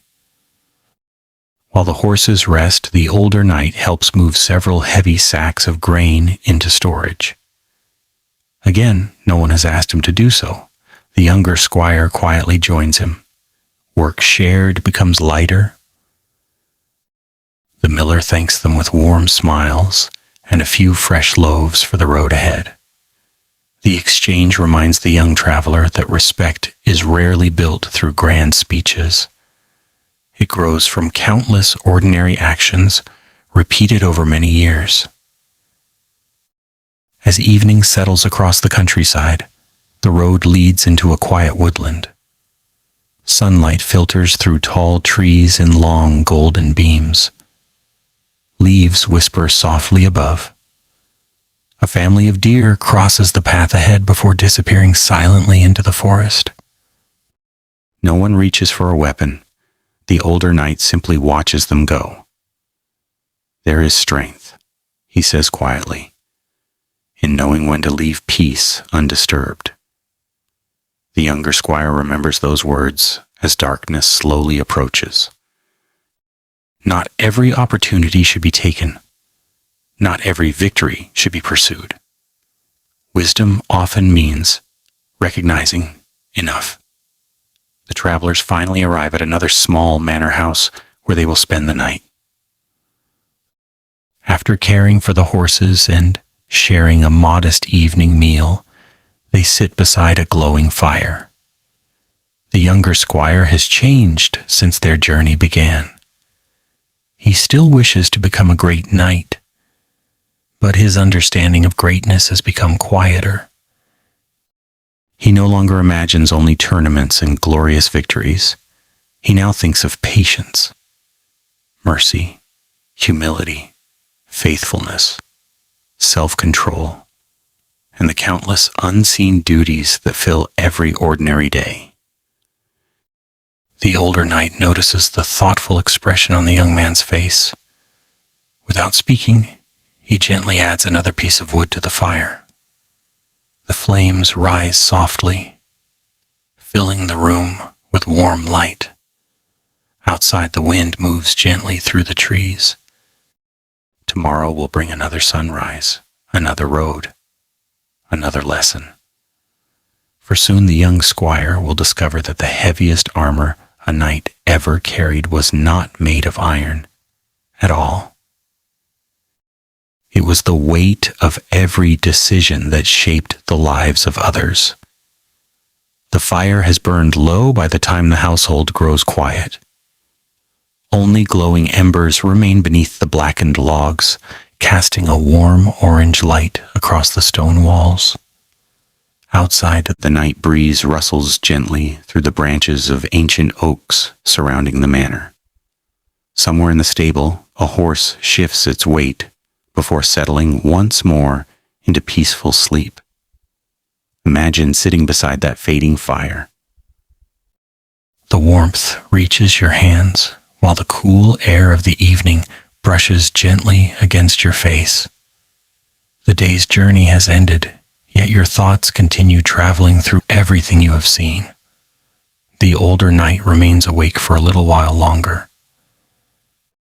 He carefully cleans his sword with a soft cloth before returning it to its scabbard. The younger squire watches him. The blade has not been drawn all day. Still, it receives the same care it would after battle. Nothing is neglected. Every responsibility deserves attention. This quiet habit reflects another important rule that shaped a knight's life. Preparation was not reserved for moments of crisis. It belonged to every ordinary day. As the morning slowly arrives, pale sunlight slips through the narrow windows of the manor house. A rooster announces the coming day from somewhere beyond the courtyard. The smell of porridge and freshly baked oat bread drifts from the kitchen, mixing with the familiar scent of wood smoke that lingers after a long night. The travelers prepare to leave once again. Before mounting their horses, the older knight thanks the family that offered shelter. His gratitude is sincere. Hospitality meant much in the medieval world. Roads were long. Journeys could be uncertain. A warm meal and a safe place to sleep were gifts never taken for granted. You find yourself riding beside the travelers as the road follows the edge of a broad meadow, sparkling with morning dew. Wildflowers nod gently in the breeze. Butterflies drift from blossom to blossom without haste. The peaceful landscape seems almost untouched by time. The younger squire has grown more confident over the past weeks. He rides with better balance. He notices details that once escaped his attention. A broken fence repaired since their last visit. Fresh wheel tracks left by merchants during the night. Smoke rising from a distant charcoal burner's camp hidden among the trees. His eyes have learned to observe quietly. The older knight notices this change. A careful eye, he says, often prevents a difficult day. The younger man nods. He understands that danger rarely appeared without leaving signs behind. The lesson applies to more than travel. It applies to life itself. Small problems, noticed early, were easier to solve than large ones left ignored. By mid-morning, the road reaches a busy market town preparing for its weekly fair. Colorful cloth hangs from wooden stalls. Potters arrange freshly fired bowls and jugs upon long tables. The smell of smoked fish mingles with herbs, apples, honey, and warm bread fresh from village ovens. Musicians tune simple instruments while children chase one another through the crowded square. Imagine walking slowly through the market. Voices rise and fall in cheerful conversation. Merchants greet familiar customers. Blacksmiths display newly forged horseshoes beside farming tools, polished until they catch the sunlight. Everything reflects the quiet industry of ordinary people. The older knight walks through the market without expecting special treatment. He greets old acquaintances. He pays fairly for supplies. He waits patiently like everyone else. The younger squire quietly notices that true respect is rarely demanded. It is earned. Many medieval writers praised moderation. Greed, they believed, often blinded good judgment. A knight who constantly sought greater wealth at the expense of fairness gradually weakened the trust others placed in him. History contains examples of generous lords remembered fondly for generations. It also remembers those whose heavy taxes and harsh demands left villages struggling through difficult years. Leadership carried consequences extending far beyond castle walls. Picture yourself leaving the market behind as the afternoon sun climbs higher. The travelers follow a road bordered by orchards where apples hang heavy upon sturdy branches. Farm workers pause briefly to wipe their brows before returning to their harvest. The older knight watches them with quiet appreciation. "These hands feed kingdoms," he says softly. The younger squire understands immediately. Without harvests, there could be no armies. Without healthy villages, there could be no prosperous castles. Knighthood rested upon foundations built by people who never wore armor. This understanding encouraged humility. At least it should have. The finest knights remembered where true strength began. Clouds slowly gather during the afternoon. A gentle shower soon follows. The rain is light enough to continue traveling. Tiny drops settle upon cloaks and helmets, creating a soft rhythm that accompanies the steady sound of hooves upon the road. The younger squire pulls his cloak more tightly around his shoulders. The older knight simply smiles. "We cannot command the weather." "No, but we can choose our response to it." Another lesson arrives without ceremony. Complaining changes little. Adaptation changes much. The travelers continue at an easy pace until the rain finally passes. Soon the western sky clears once more. Sunlight returns, brighter than before, filling every raindrop upon the grass with tiny flashes of light. The countryside seems refreshed. Imagine reaching a small stone bridge crossing a quiet river. The water flows gently beneath weathered arches, built decades before either traveler was born. A fisherman sits patiently along the bank. His line disappears beneath the calm surface while reeds sway gently in the afternoon breeze. The older knight stops for a moment. "Look carefully," he says. The younger squire studies the bridge. It appears solid, strong, reliable. Then he notices fresh cracks where winter frost has slowly begun to wear away the stone. "Nothing lasts forever," the knight says quietly. "Not castles, not armor, not even the strongest walls." The younger writer thinks about those words. Every generation inherited the work of those who came before. Every generation also carried the responsibility of repair. The same was true of honor. It could not simply be inherited. Each knight had to maintain it through daily choices.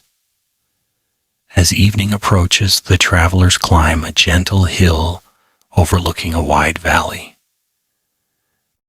Golden light spreads across fields ready for harvest. Church towers rise peacefully above scattered villages. Thin trails of smoke curl upward from evening fires as families prepare their supper. The older knight removes his helmet for a moment, allowing the cool breeze to touch his face. "It is easy," he says softly, "to believe that history belongs only to kings." The younger squire listens. "But kingdoms are remembered because of countless ordinary people whose names are now forgotten." The words linger in the quiet air. Farmers, millers, builders, carpenters, monks, mothers, children, messengers, blacksmiths, and yes, knights. Each life, however small it seemed, formed part of a much greater story. Darkness begins to settle gently over the valley. Lanterns appear one by one in distant cottages like tiny stars upon the earth. The travelers continue toward another welcoming gate where shelter awaits before the night grows cold. Tomorrow another road will open before them, and with it comes perhaps the most difficult lesson of all. For every knight eventually discovered that even the strongest armor could not protect a person from the passage of time. Age came for every warrior, and the final measure of a knight was not how fiercely he fought in his youth, but what wisdom he chose to leave behind for those who followed. The first light of dawn arrives without hurry. A soft gray glow spreads across the eastern horizon, gently pushing the darkness toward the distant hills. The air is crisp, carrying the fresh scent of dew-covered grass, damp stone, and the faint fragrance of herbs growing beside the manor's kitchen garden. Somewhere nearby, a rooster calls, answered a moment later by another from a neighboring farm. Imagine stepping outside before anyone else has begun the day. The world feels wonderfully quiet. A fine mist hangs over the fields, and every spider's web stretched between the hedgerows sparkles with tiny drops of water. The only sounds are the distant song of a blackbird and the slow chewing of horses enjoying their morning feed. The older knight is already awake. Years of habit have taught him to rise with the sun. He walks slowly through the stable, resting a gentle hand upon each horse as he passes. One animal receives a little extra attention. It has carried him faithfully through many journeys, and although its muzzle has begun to turn gray with age, its calm eyes still recognize their lifelong companion. The younger squire watches quietly. He notices that the older knight speaks softly to the horse before adjusting its saddle. Respect, he has learned, extends beyond people alone. The finest riders understood their horses not as simple tools, but as trusted partners. A frightened horse could sense fear. A calm horse often reflected the patience of its rider. These bonds were built over years of careful treatment. As the morning slowly arrives, the travelers leave the manor behind and follow a winding road through broad meadows where wild flowers bloom beside gently flowing streams. The sun slowly climbs above the trees, warming the earth little by little. Mist begins to disappear. The countryside awakens. Farmers open wooden gates to lead cattle toward fresh pasture. Women gather herbs from their gardens before the day's heat grows stronger. Children carry buckets of water from the village well while laughing quietly among themselves. The younger squire smiles. So much happens before breakfast. The older knight laughs gently. It always has. Most medieval lives began early. There was work to be done while daylight lasted. In a world without electric lamps, every hour of sunlight was precious. You find yourself walking beside the road for a while, listening to the peaceful rhythm of ordinary life. The sound of an axe striking wood somewhere within a nearby forest. The steady turning of a distant mill wheel. The cheerful chatter of swallows darting beneath the eaves of a small stone church. These quiet sounds rarely appear in great chronicles of history, yet they formed the music of everyday medieval life. Knights lived among these sounds far more often than they stood upon battlefields. By mid-morning, the travelers arrive at a small castle perched upon a gentle rise overlooking the valley. Its walls are not especially large. Its towers are modest compared with the great royal fortresses, yet it has guarded the surrounding villages for many decades. The lord of the castle welcomes his guests warmly. Gray now colors much of his hair. His movements are slower than they once were. Years of service have left small reminders upon his body. A shoulder that aches when the weather changes. A knee stiffened by an old riding injury. Scars hidden beneath clothing that few people ever see.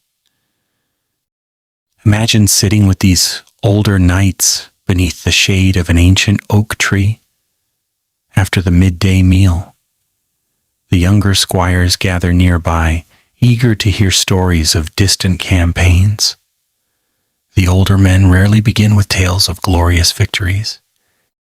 Instead, they remember companions, One recalls a cheerful friend who never returned from a campaign many years earlier.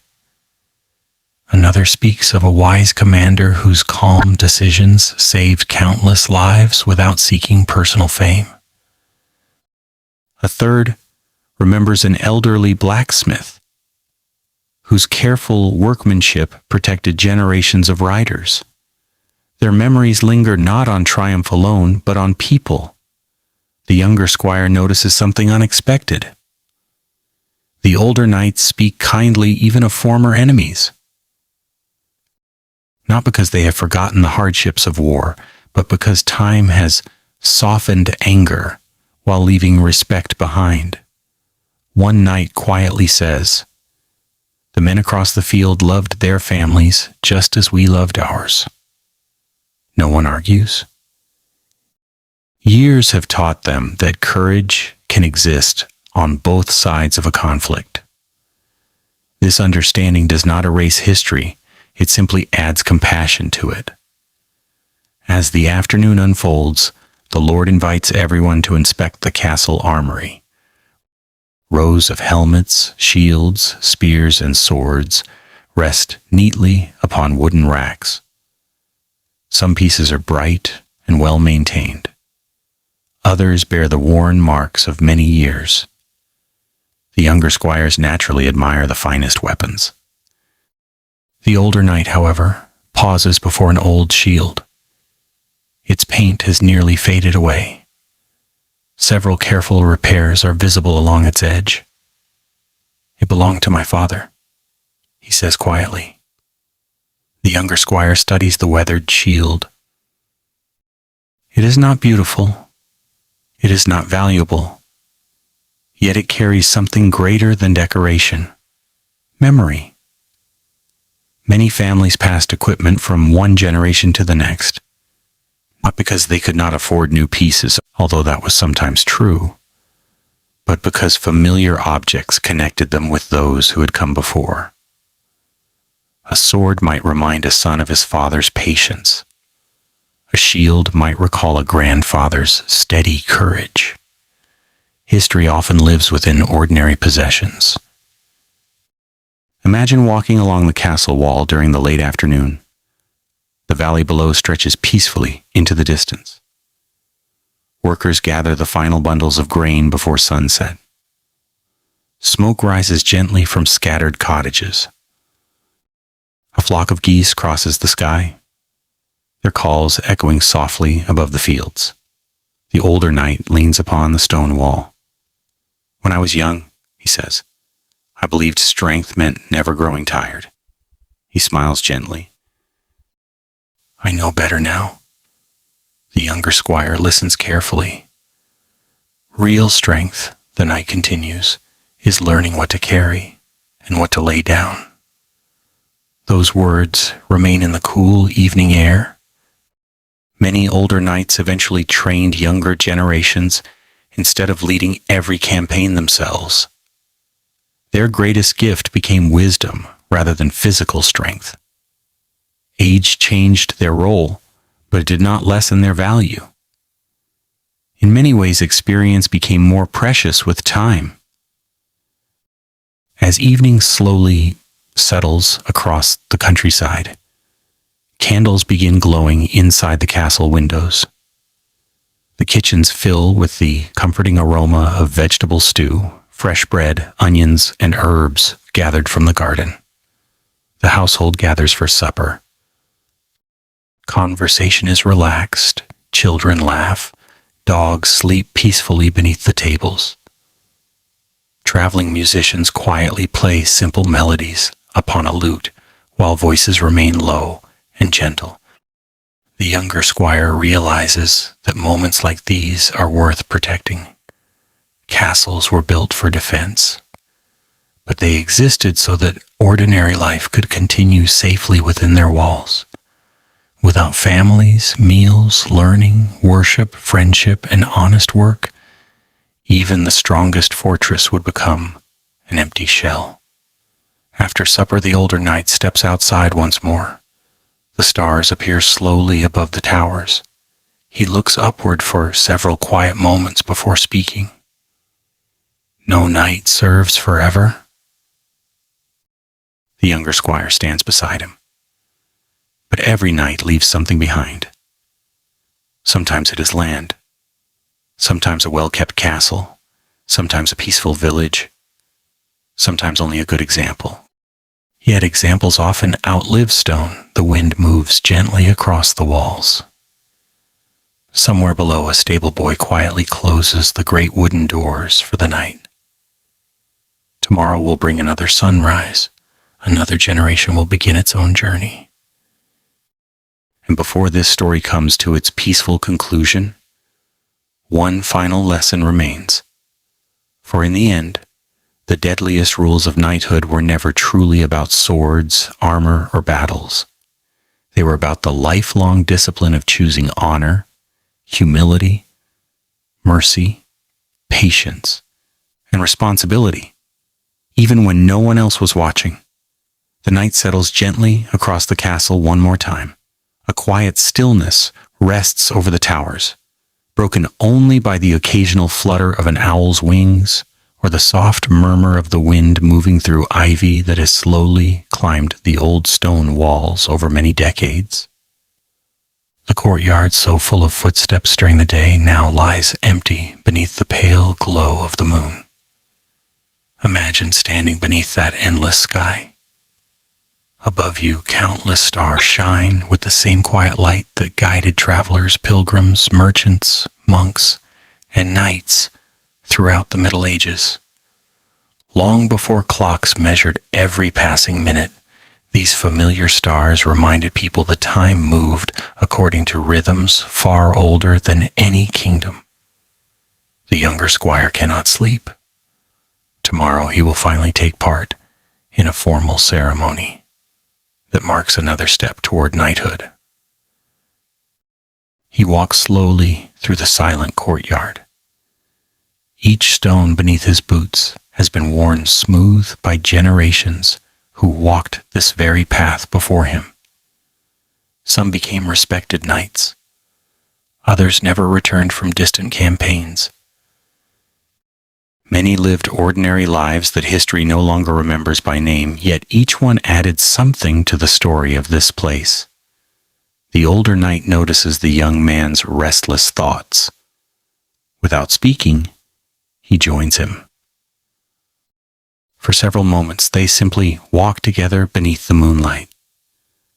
Sometimes companionship requires no conversation. Eventually, the younger squire asks the question that has quietly lived inside him for many months. After everything you have seen, were all the sacrifices worth it? The older knight does not answer immediately. Instead, he looks toward the chapel, whose small candle still burns behind a narrow window. Then he looks toward the sleeping village beyond the castle walls. Finally, he smiles. I think you are asking the wrong question. The younger man waits. The purpose of a knight's life was never to seek sacrifice. It was to serve faithfully whenever sacrifice became necessary. The answer feels simple, yet its meaning reaches much deeper. Many people today imagine that medieval knights constantly searched for glory. Certainly some did. History honestly records ambitious men who chased fame, wealth, and influence wherever opportunity appeared. But many others lived quieter lives. They guarded roads, protected villages, settled disputes, escorted travelers, maintained castles, raised families, supported their communities. Their names rarely appear in famous chronicles. Still, their work mattered. As the morning slowly arrives, a cool mist once again settles across the valley. The chapel bell rings softly before sunrise. Its familiar sound drifts across fields still covered with dew. One by one, members of the household begin their morning routines. Some prepare breakfast. Others sweep the courtyard. Stable boys carry fresh water. The blacksmith opens his workshop. before the first rays of sunlight reach the castle gate. Everything feels wonderfully familiar. Life continues. Imagine entering the chapel alongside the young squire. The room is small. Simple wooden benches face a modest stone altar. Candles flicker quietly, filling the air with a gentle scent of beeswax. The silence encourages reflection. Many ceremonies preparing a knight for service included prayer or religious observance, though customs varied across different kingdoms and centuries. Faith remained deeply woven into medieval society. The younger squire kneels quietly. He thinks about every lesson learned during his years of training: how to care for a horse, how to maintain armor, how to control fear, how to respect both lord and servant, how to speak carefully, how to keep promises, how to show mercy, how to remain humble. No single lesson created a knight. Together they shaped his character. Outside sunlight finally reaches the highest tower. Golden light spreads slowly across the courtyard. Ceremony begins. Family members gather beside experienced knights whose own hair has long since turned silver.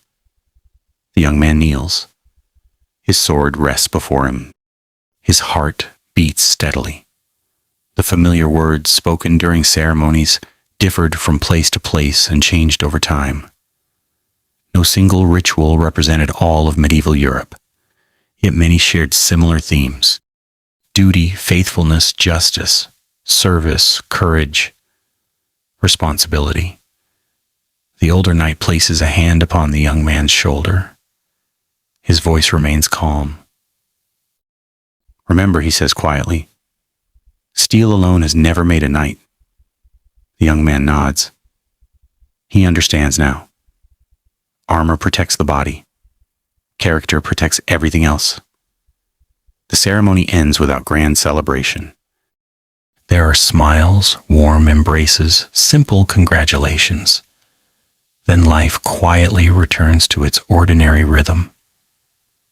The kitchens prepare the midday meal. Children laugh in the courtyard. A messenger arrives carrying letters from neighboring lands. The stable master reminds everyone that several horses need new shoes before next week's journey. Nothing pauses simply because one ceremony has ended. That perhaps is one of history's gentlest lessons. Life continues. Imagine walking with the newly made knight through the village during the afternoon. People greet him respectfully. An elderly miller nods as he passes. A carpenter waves from his workshop. Children watch him with quiet admiration. He notices something he had never fully understood before. These people are placing trust in him. Not because of the sword hanging at his side, not because of the mail beneath his cloak, but because they hope he will make wise decisions when difficult days arrive. The trust feels heavier than any armor he has ever worn. Years begin to pass. The seasons change. Spring brings blossoms to the orchards. Summer fills the fields with ripening grain. Autumn colors the forest in gold and crimson. Winter covers the countryside beneath quiet snow. The young knight gradually becomes the older knight.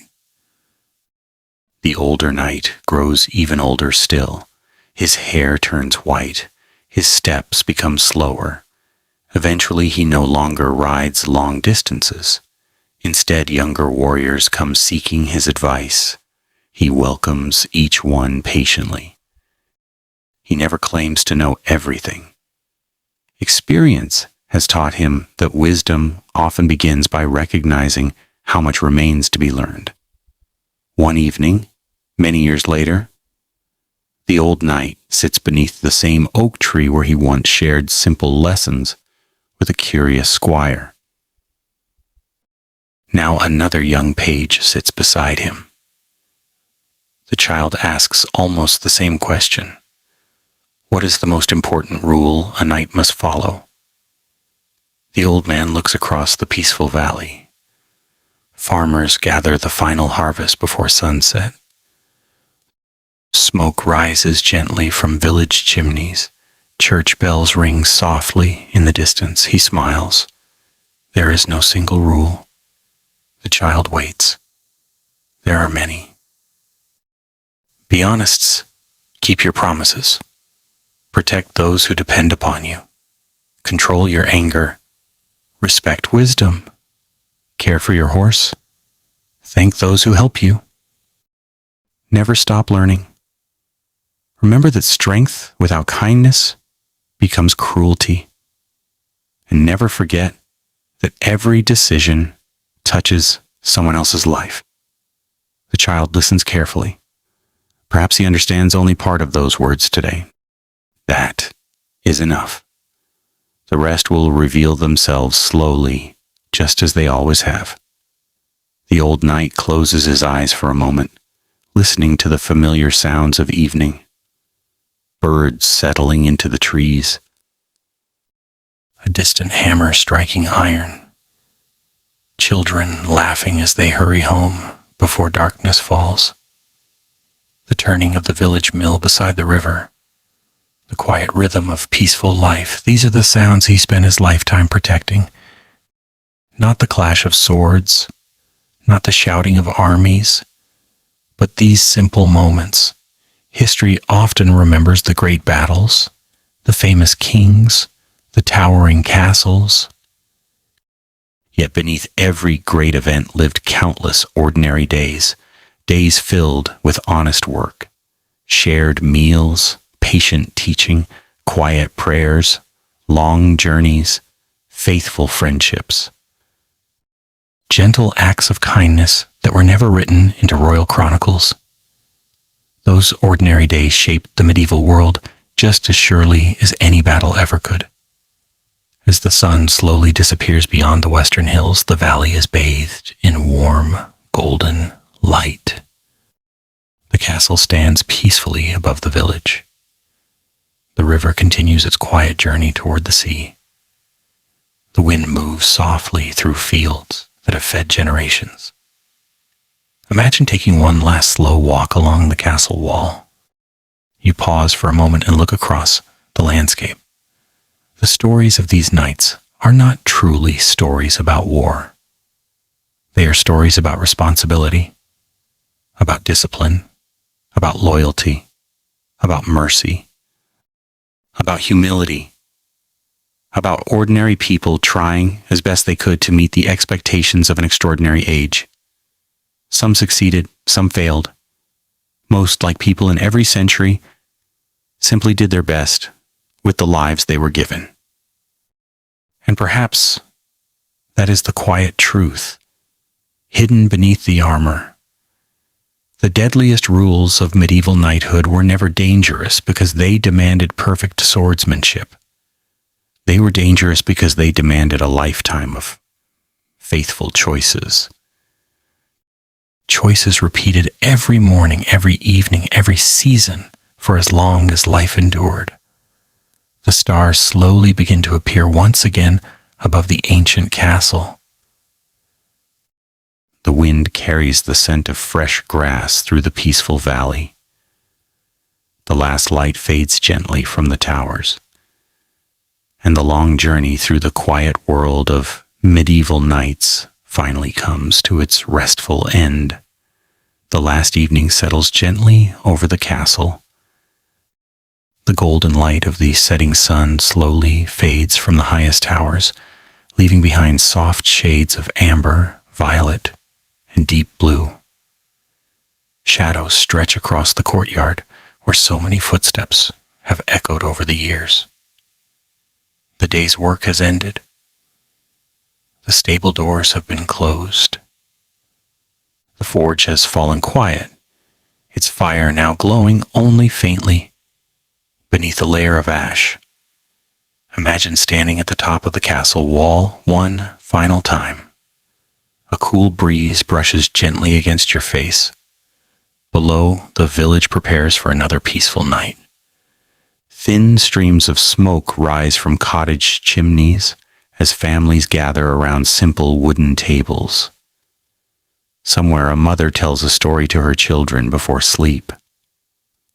A shepherd counts his flock one last time.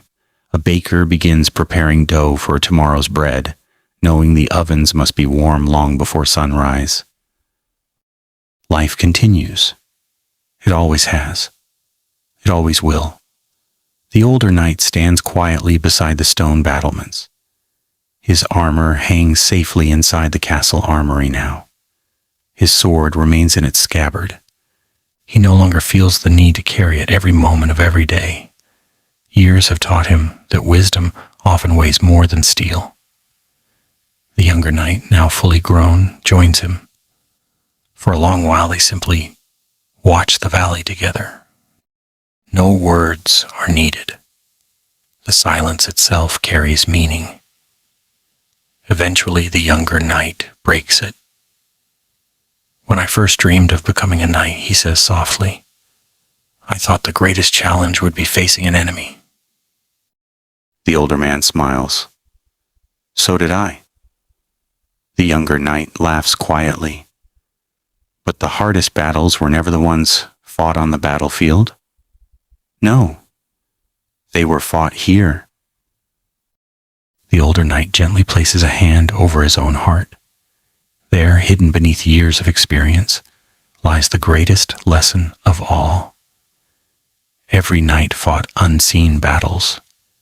The battle against pride, the battle against anger, the battle against greed, the battle against fear, the battle against despair after losing trusted companions, the battle against the temptation to misuse power, the battle to remain honorable when dishonor might bring easier rewards.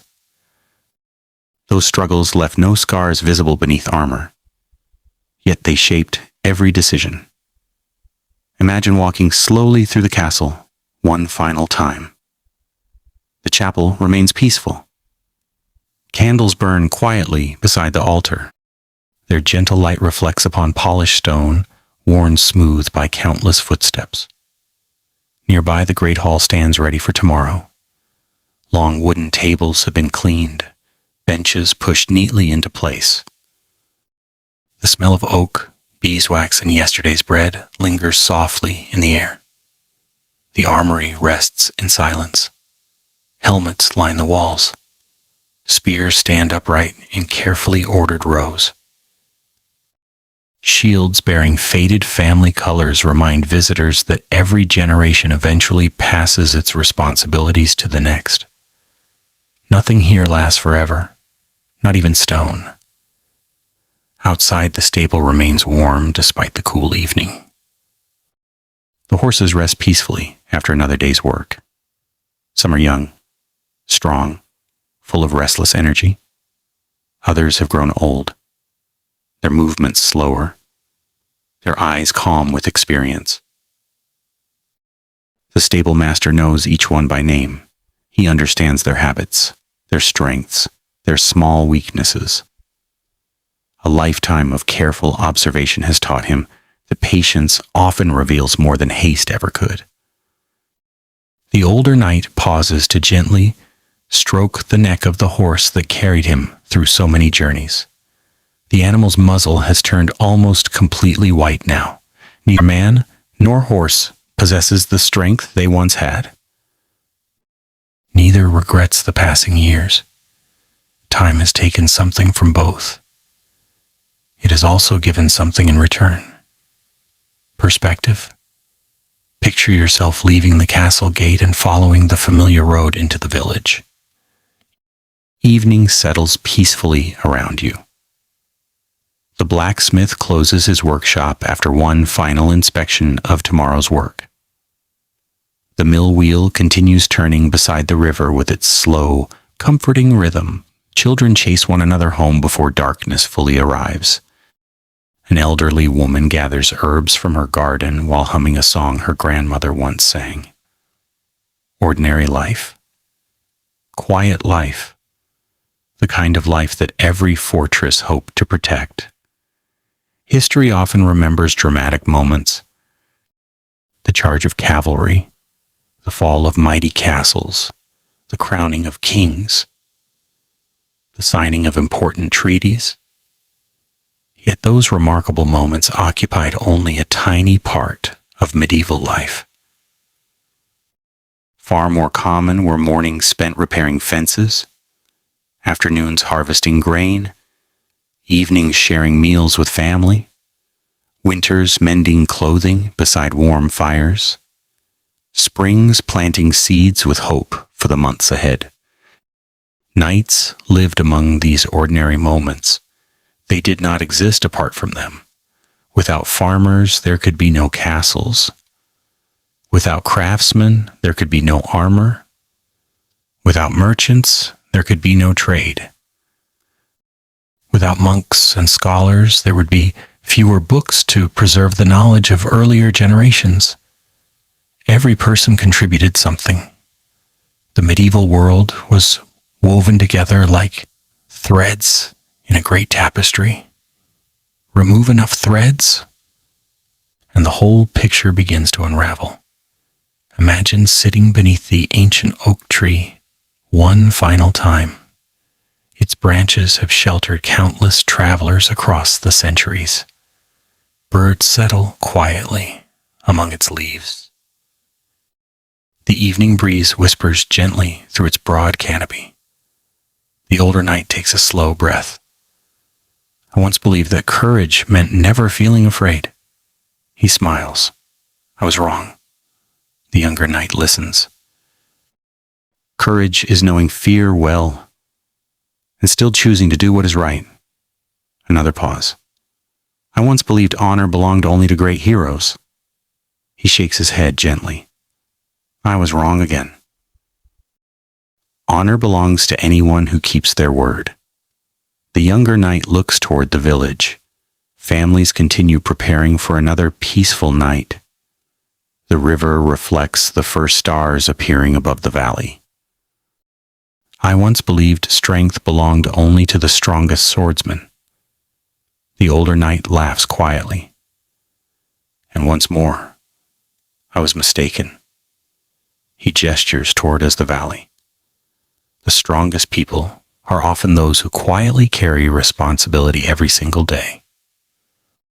The farmer who rises before dawn, the mother caring for her children, the blacksmith shaping iron despite tired hands, the monk patiently copying books by candlelight, the miller grinding grain through every season, the carpenter rebuilding a bridge after winter floods, the shepherd protecting his flock during storms, the healer tending the sick, the messenger riding difficult roads.